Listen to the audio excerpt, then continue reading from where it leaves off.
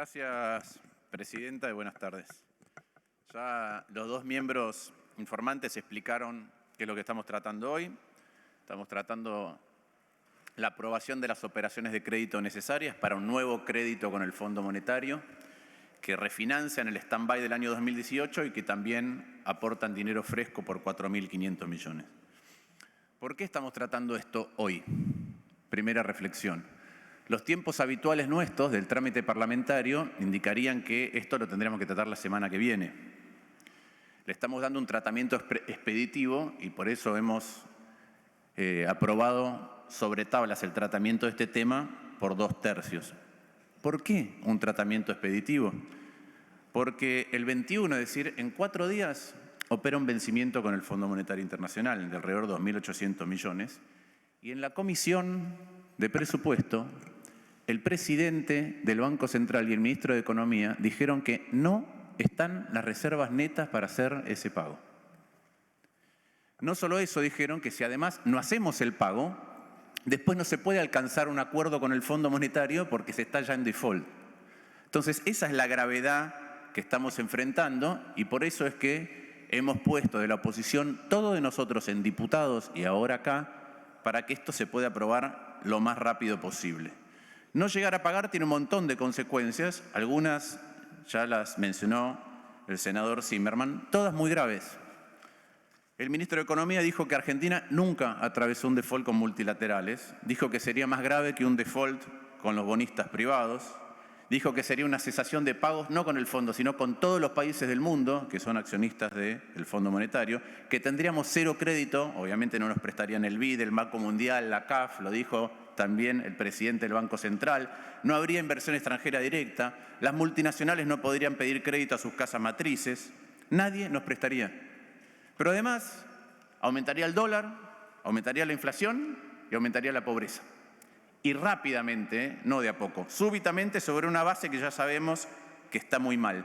Entonces, ¿cuál es la importancia? ¿Qué es la tarea que estamos haciendo hoy acá? Evitar sufrimientos mayores aún al pueblo argentino.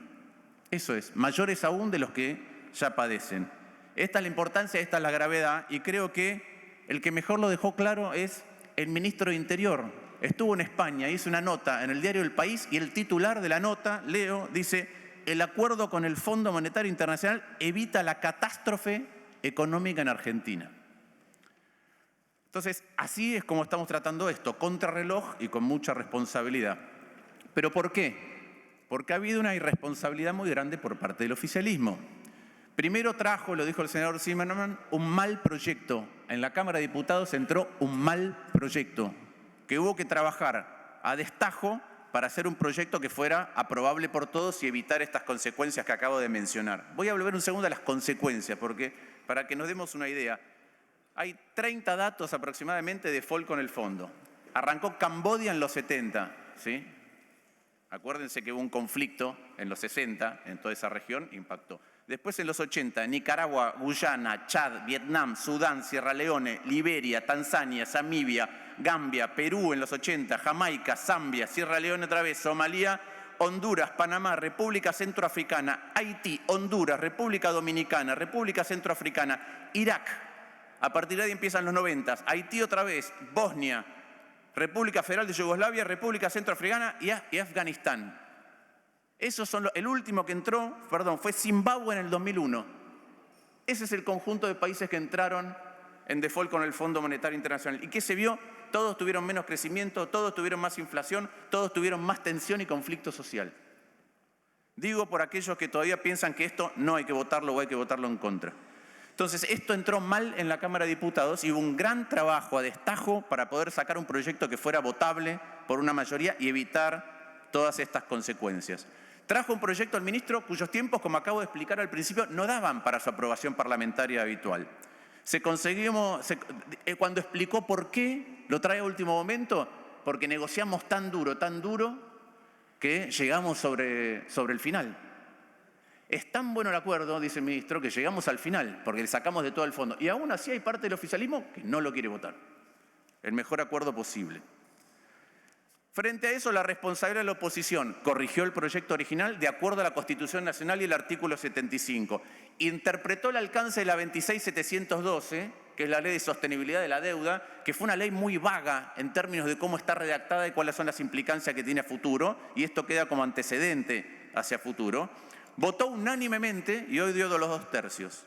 Eso hicimos consciente, repito, de la gravedad y de la responsabilidad que tenemos y así actuamos.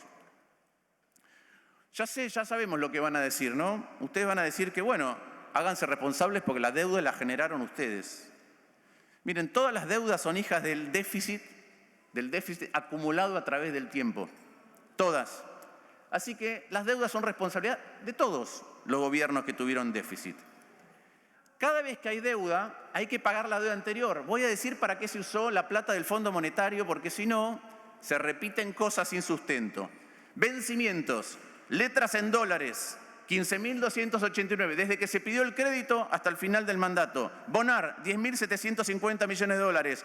Otros bonos en dólares, 5.707 millones de dólares. Organismos multilaterales, 3.185 millones de dólares. Bono discount, 1.577 millones de dólares. Deuda en pesos, 6.000 millones de dólares. El remanente de eso son 1.628 millones de dólares que se usaron, ¿saben para qué? Para pagar importaciones de gas. Esas son las divisas que entraron y las divisas que salieron. Hay 45.000 millones y hay 45.000 millones del otro lado de divisas que salieron. Tratemos de entender los problemas para poder abordarlos, porque si no repetimos algo que no es cierto. Entró crédito con el fondo, se cancelaron deudas y se pagaron cosas que necesitaban divisas. Si uno dice, no, la deuda del fondo es de ustedes, como si no hubiera habido una deuda anterior, nosotros podríamos bien responder, miren, de toda la deuda, porque la del fondo es entre el 11 y el 12%, pero de toda la deuda que en este momento tiene la Argentina, el 31% lo emitió este gobierno. El 31%, 3 veces la deuda del Fondo Monetario. Ahora, ¿para qué fue? Una parte fue para déficit y otra para cancelar deuda anterior. Pero si no hacemos los números correctamente, es muy difícil. Va a venir también el tema de la fuga. ¿Sí? Voy a leer algunas cosas de un mega bestseller sobre la fuga, ¿no? Formación de activos externos, dijo el presidente del Banco Central, que hoy se llama comúnmente fuga. Dice así, permiso para leer. Néstor, haceme el favor, sacá la plata del banco y mandala afuera. Estos tipos van a hacer lo mismo que con el plan Bonex. ¿Saben qué se llama eso? Pedir que alguien fugue.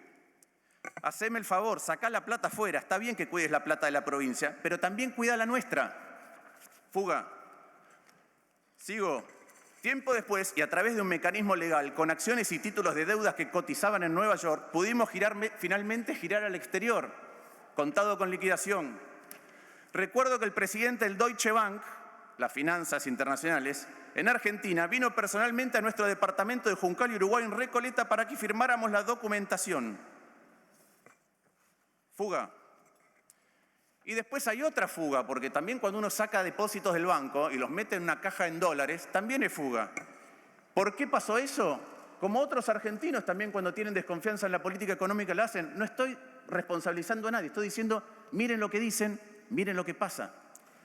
Dijo, página 12, que Cristina Kirchner explicó que por desconfianza hacia la política económica de Mauricio Macri había decidido pasar a dólares sus ahorros de casi 66 millones de pesos. Al tipo de cambio de 14,15 de junio obtuvo 4.664.000 dólares que quedaron depositados en 2 cajas a nombre de su hija Florencia. Eso también es formación de activos externos, eso también es fuga.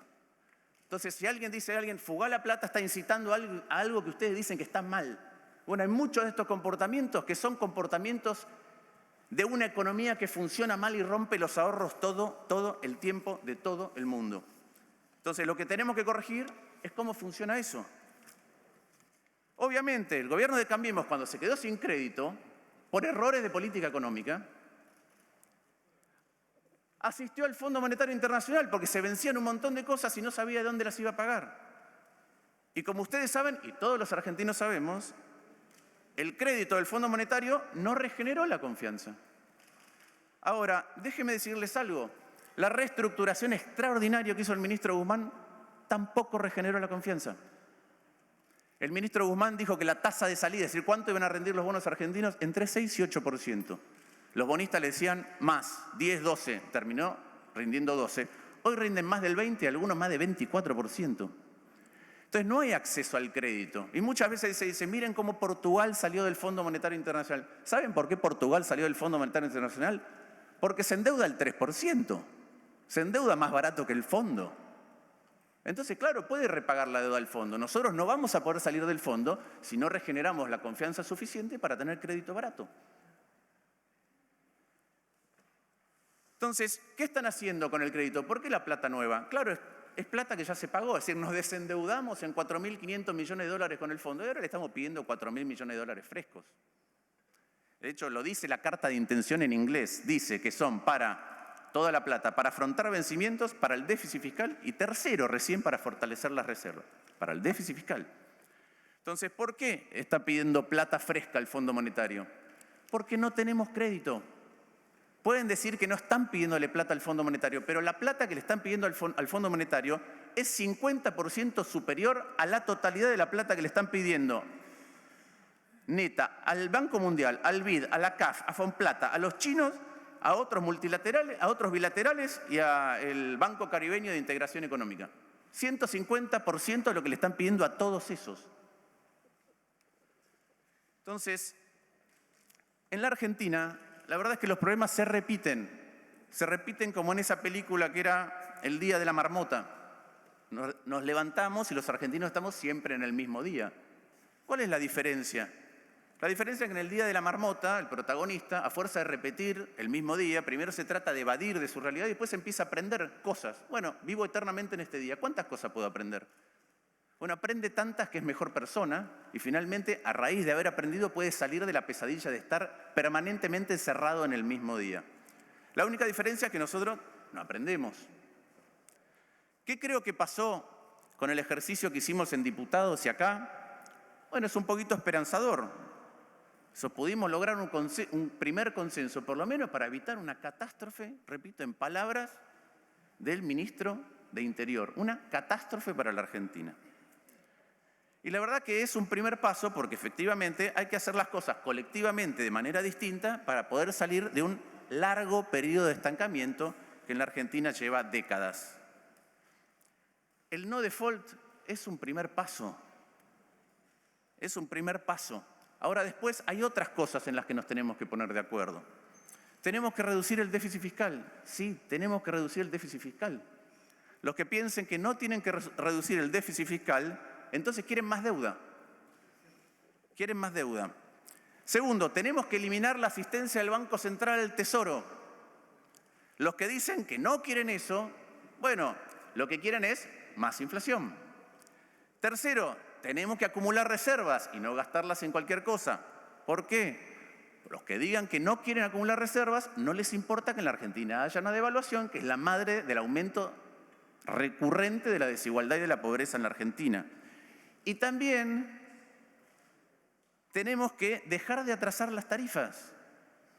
¿Por qué? Y bueno, porque los que no quieran eso están otra vez generando déficit, perdiendo reservas y por ende perdiendo dólares y que después terminan en devaluación y también no combatiendo el cambio climático. Entonces, estamos de acuerdo.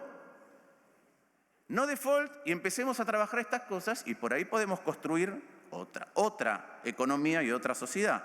Ahora nos tenemos que plantear colectivamente cómo empezar de a poco a caminar en esa dirección y alcanzar esos objetivos, es decir, cómo desatar un proceso de crecimiento que sea sostenible en el tiempo y para todos. La pregunta es, ¿se hace tal como lo está proponiendo el gobierno? Nosotros pensamos que no. La verdad que el que negoció los términos, el que negoció las políticas, fue el gobierno nacional, pero nosotros sí queremos discutir el plan para la Argentina, no el plan del fondo, el plan para la Argentina, eso lo queremos discutir.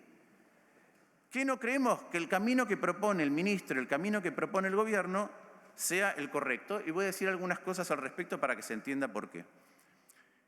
En el memorándum, el ministro dice que el futuro de la Argentina pinta así. Este año vamos a crecer entre 3,5 y 4,5. Se llama crecimiento estadístico, no vale la pena explicarlo acá, pero no implica ningún crecimiento importante punta a punta este año. En el año 2023 vamos a crecer 2,5, 3,5, es decir, baja el crecimiento. En el 2024, entre 2,5 y 3, vuelve a bajar el crecimiento. Y cuando habla del PBI potencial a futuro en la Argentina, dice que vamos a crecer entre 1,75 y 2,25. Entre 1,25 y 2,25. A esa tasa, dado el crecimiento de la población, vamos a tardar entre 69 y 125 años en duplicar el ingreso por habitante en la Argentina. Si tardamos eso, vamos a tardar lo mismo que tardamos en los últimos 50 años. Mientras el resto del mundo, no China, no Corea, no, el resto del mundo, no Uruguay, el resto del mundo cada 30 años duplica el ingreso por habitante. Entonces ellos duplican a los 30, cuadruplican a los 60, octuplican a los 90 y nosotros estamos todavía remando para duplicar el ingreso por habitante.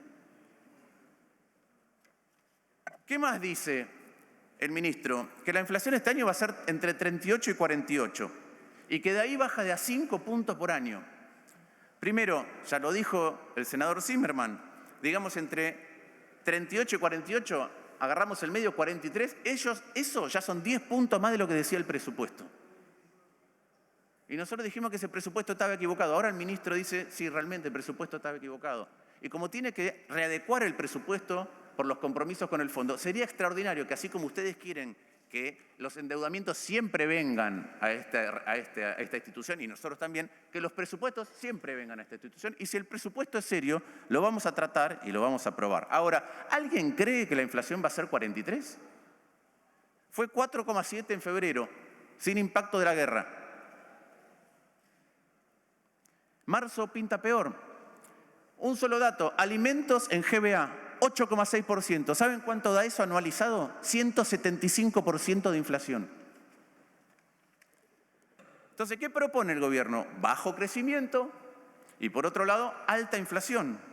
Y dicen que esto es para tranquilizar la economía. Yo no creo que los argentinos y las argentinas se sientan más tranquilas cuando se define que este es el panorama hacia adelante. Entonces, realmente tenemos que discutir colectivamente cómo hacemos que pase algo diferente a eso, otra vez, con los aciertos y errores de ustedes y con los aciertos y errores nuestros, acumulados del pasado. Ahora, además de eso, yo hablé de las metas de acumulación de reserva fiscal, de bajar la emisión monetaria. Miremos cómo el gobierno está proponiendo hacerlo. Primero, bajar la inflación monetaria. Bajar la emisión monetaria, dice, nos vamos a financiar en el mercado local de capitales en pesos. ¿Sí? Bueno, para eso hay que bajar las LELIQ y ofrecer bonos del Tesoro. Pero las LELIQ es un crédito de muy corto plazo que el Banco Central siempre paga. Y nosotros queremos extender los vencimientos, queremos extender la duración de los bonos. Los bonos del Tesoro tienen que reemplazar algo que los bancos miran y dicen, a mí solo me interesa el riesgo de corto plazo. Para riesgo de largo plazo van a tener que subir las tasas. Y si no es de muy largo plazo el crédito que se toma, siempre vamos a estar con la espada de Damocles de si se renuevan los vencimientos o no se renuevan los vencimientos. Y entonces va a pasar algo parecido a lo que pasó al final de 2019. Tenemos ese riesgo, primer punto. Segundo punto, consolidación fiscal, bajar el déficit. ¿Qué dice el gobierno? Dice que va a bajar 0,6 puntos del PBI el déficit por ahorro en los subsidios. Bueno, el memorándum de entendimiento usa un precio ponderado real de la energía que es constante, no cambia. Cuando uno mira cuánto cuesta el GNL solamente, no el resto de las cosas de energía que están subiendo, hay un agujero de 4.000 millones de dólares. Otra vez, se van a necesitar divisas y es más déficit fiscal. Y no han anticipado la compra de ningún barco de GNL todavía. Es decir, lo podrían haber comprado antes, porque ya sabemos que siempre, por un tema de infraestructura, el gasoducto no aguanta para el pico de demanda y hay que importar gas. Bueno, no se compró. Miren ahora a qué precios hay que comprarlos. Entonces, solo por esa fuente ya tenemos un agujero de 4.000 millones de dólares. Hoy mismo, el portavoz, el vocero del Fondo Monetario dijo que el nuevo contexto hace que el acuerdo con el fondo tenga riesgo. Otras cuestiones fiscales que me parece que están igual de poco claras. La reforma del impuesto a los combustibles, que la senadora González ya explicó que va en contra de las cosas que decimos que queremos hacer para combatir el cambio climático. Pero le preguntamos al ministro, ¿cuál es el impacto en los precios de mayor costo de las naftas? No sabemos. ¿Cuál es la estimación de recaudación? No sabemos. El revalúo inmobiliario. La OFEBI se creó, el organismo que tiene que adecuar para que sea justo a lo largo de toda la Argentina, es del 2018. Estamos en el 2022. Todavía no se hizo nada. Estamos diciendo que se va a hacer rápido. Lo quiero ver. Lo único que sabemos hasta ahora, como ya ha pasado antes, es que empezaron por Cava. Empezaron por la Ciudad Autónoma de Buenos Aires. Y entonces ya las evaluaciones para ustedes en la Ciudad Autónoma de Buenos Aires van a ser 4 veces más.